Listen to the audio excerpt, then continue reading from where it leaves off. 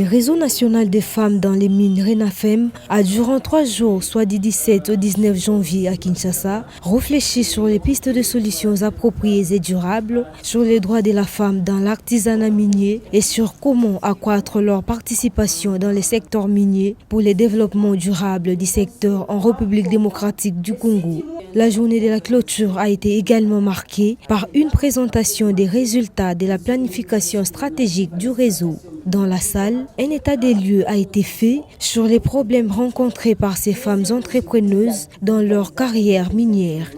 Avant de faire cette planification, il y a eu des activités que nous avons menées sur le terrain. Nous avons déployé les femmes dans les sites miniers pour récolter les données et pour faire des recherches et actions. Et ces données-là que nous avons récoltées sur le terrain nous ont permis de nous mettre ensemble et réfléchir sur comment on peut trouver solution par rapport à ces problèmes-là. Parce que RENAFEM arrivait que d'ici 2030, que la femme œuvrant dans le secteur minier artisanal jouisse pleinement de ses droits en RDC. Au cours de ces assises, ces femmes se sont penchées sur une vision commune de se regrouper en association des femmes leaders afin de promouvoir l'autonomisation des femmes congolaises. Ces plans stratégiques nationaux mis en place poursuivent plusieurs objectifs. Il s'agit notamment d'analyser les contextes de travail des femmes des mines et la situation institutionnelle des RENAFEM. Par rapport à l'environnement, l'agriculture, je pouvais dire, c'est la mère de toutes les activités. Parce que dans la terre, vous trouverez ces minéraux qu'on est en train d'exploiter. Et dans la terre, vous trouverez la nourriture que les gens qui travaillent dans les mines doivent manger. C'est autour de la CONAPAC. C'est comme ça notre participation à cet atelier. C'était juste comment faire par rapport à la synergie. Notre souci, que les femmes dans les mines et aussi toutes femmes du Congo puissent être en synergie par rapport à nos activités pour construire un mouvement fort pour la défense des intérêts de la femme du Congo. Ces travaux d'élaboration du plan stratégique national ont été financés par le programme mondial d'appui aux industries extractives de la Banque mondiale. Les parties prenantes impliquées dans ces processus sont les femmes leaders de cette province cible, les femmes de l'administration du secteur minier du ministère du Genre, un expert en planification et une personne ressource. La richesse la plus importante de la République démocratique du Congo, c'est sa forêt. Ces 45 millions d'hectares de forêt, c'est le patrimoine le plus précieux au-delà des mines, des blocs pétroliers qu'on est en train de découvrir au pays. Dans le but de faire découvrir cette ressource, l'Association des opérateurs télécoms alternatifs attend procéder au tournage du film pour retracer l'importance de ces forêts congolaises dans la régulation du climat mondial. En quoi les initiateurs de ces projets cinématographiques, les propos recueillis et illustrations permettront de pérenniser les ressources et attirer l'attention des décideurs à apporter une protection efficace à la faune sauvage. Alors, ce projet, à l'origine, il est né des conclusions alarmantes que nous avons eues à la conférence de Paris, la COP21 en 2015. Et nous avons décidé, 2 ans après, en 2017, de commencer les premières études et les premiers repérages en vue du lancement de ce projet. Ça sera d'abord un film extrêmement spectaculaire qui sera tourné en plusieurs langues et que nous diffuserons dans le monde entier. Nous allons rentabiliser cette forêt sans couper un seul arbre. Parce que le carbone séquestré aujourd'hui, c'est une immense richesse. Ce projet dénommé RDC 3.0 a été présenté au ministère de la Recherche scientifique et de l'innovation technologique. L'objectif est de réaliser un film sur la gestion durable des forêts du 2e poumon mondial, de mettre un outil de communication à un public restreint sur les principaux enjeux liés à l'aménagement des concessions forestières, la production des bois d'œuvre et les méfaits sur l'exploitation forestière abusive. Au G20 d'octobre 2021, le président Tshisekedi a attiré l'attention des présidents et chefs de gouvernement sur l'importance cruciale du prix de la tonne de carbone forestier. Il a plaidé pour qu'il atteigne rapidement $100 la tonne, alors qu'aujourd'hui, il n'est même pas à $10 la tonne. Nous espérons toucher 180 pays et plus de 400 millions de spectateurs. Les forêts de la RDC couvrent environ 135 millions d'hectares, dont 99 millions de forêts denses humides, soit 67% du territoire national. Elle représente près de la moitié des forêts tropicales humides d'Afrique. À l'instar des autres secteurs économiques, les secteurs forestiers est aussi entré dans une phase de relance. Outre les ressources continues dans les forêts congolaises, les plus grandes réserves de flore sont concentrées dans les 3 jardins botaniques du pays, à savoir à Kinshasa, Yala, Mbandaka en Équateur et Kisantu au Congo central. Ces jardins sont plus qu'un simple espace de loisirs, ils assurent la conservation des plantes rares et servent en même temps des centres d'éducation à l'environnement et lieux de recherche sur la biodiversité. Le monde est aujourd'hui menacé par la pandémie à coronavirus. Pour limiter sa propagation, le port du masque a été recommandé par l'Organisation mondiale de la santé, l'OMS, comme étant l'un des gestes barrières. Selon un médecin, le masque n'a qu'une efficacité de 4 heures et son port ne peut dépasser cette durée. Le délai pour un cache-nez est d'au moins 4 heures du temps. Au bout de 4 heures, vous devez changer votre cache-nez parce que, après cela, l'efficacité que ce cache-nez vous procure ne sera plus la même. Ainsi donc, vous pouvez être exposé à d'autres pathologies ou à d'autres affections qui peuvent subvenir suite justement à la saleté qui entoure ce cache-nez. À Kinshasa, la capitale RD congolaise, cette durée n'est pas du tout respectée. Certaines personnes portent le masque sans aucun entretien. À en croire ces médecins, le port d'un masque sale est un vecteur de plusieurs maladies, entre autres les infections respiratoires. Il y a beaucoup de germes. Déjà, on peut avoir les germes qui sont responsables des affections respiratoires parce que le cache-nez couvre le nez ainsi que la bouche.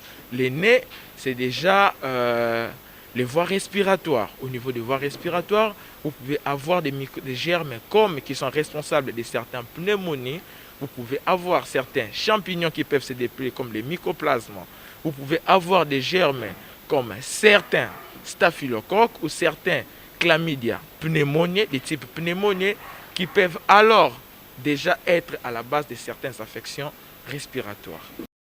Si le masque protège contre le Covid-19, il peut aussi être la source d'autres maladies. Alors son entretien au quotidien est indispensable pour une meilleure protection du Covid, en plus d'une bonne santé et ainsi barrer la route à d'autres maladies. Avec une population estimée à environ 17 millions d'habitants, Kinshasa fait partie des métropoles africaines confrontées à des défis permanents de mobilité. Son réseau ferré, construit depuis la colonisation, constitue une option sérieuse pour désengorger la ville. Les routes sont de plus en plus impraticables. Les rapports des études de faisabilité technique pour l'implémentation du chemin de fer urbain de Kinshasa a été rendu public depuis le 19 octobre 2021. Ces travaux préalables aboutiront à l'étape de mise en œuvre de ces projets qui portent sur la construction d'un réseau ferré de 300 km, dont un segment de 75 km déjà existant fera l'objet de réhabilitation sous le financement de la Chine, de l'Italie ainsi que de quelques bailleurs français. La mobilité aisée et sécurisée des Kinoises et Kinois est l'une des préoccupations majeures de notre mégapole, de par l'importance socio-économique du transport. J'avais lancé un défi en termes de memento à la SSTP afin que renaisse et se modernise les transports par voie ferrée en vue de remettre Kinshasa dans le standard international qui impose que toute mégapole à partir de 5 millions d'habitants puisse disposer d'un réseau de chemins de fer. Le développement de l'infrastructure exécutera en 4 phases et permettra d'interconnecter les 24 communes de la capitale congolaise. Le réseau partira de Maluku en passant par Matete, Gombe, Kintambo, Gare Centrale, Angeli. Nous assisterons à l'apparition de la fumée blanche comme au Vatican, annonçant la constitution solennelle de la société qui aura à réhabiliter, moderniser et gérer les chemins de fer urbains, gare centrale, aéroport de Ndjili. La réhabilitation des travaux est confiée à la Société commerciale des transports et des ports SCPT, anciennement connue sous les noms d'Office national des transports ONATRA, qui a associé l'expertise de certains multinationales spécialistes de l'industrie ferroviaire tels que les Chinois Cineo Hydro, l'Italien Italfer pour une durée d'exécution de 6 mois. Une fois achevé, ces réseaux permettra de transporter jusqu'à 3 millions de personnes par jour, contribuant ainsi à désengorger les trafics sur les axes routiers de la capitale. Des girafes, des buffles, zèbres et antilopes souffrent du manque d'eau et de nourriture après un an de précipitations en dessus des moyennes dans le nord du pays au Kenya. Après 3 saisons de pluies décevantes dans cette partie du pays, la vie sauvage est perturbée. Les herbivores, en particulier, souffrent du manque de ressources. À cette crise s'ajoute l'insécurité dont font face ces animaux endémiques. La dernière période humide la plus importante des 2 saisons annuelles dans cette partie du pays se déroule traditionnellement d'octobre à décembre, mais a été tardive cette année dans les côtés de Karissa, Mandera, Isiolo, Samburu et Tarkana. Les pays replongent de nouveau dans la saison sèche. Dans les décomptes de l'observatoire de Saboli, les pertes au sein de la réserve entre août et janvier s'élèvent à 35 girafes, 13 gazelles ou antilopes à long cou, 8 petits kangourous, 52 phacochères et 4 autruches.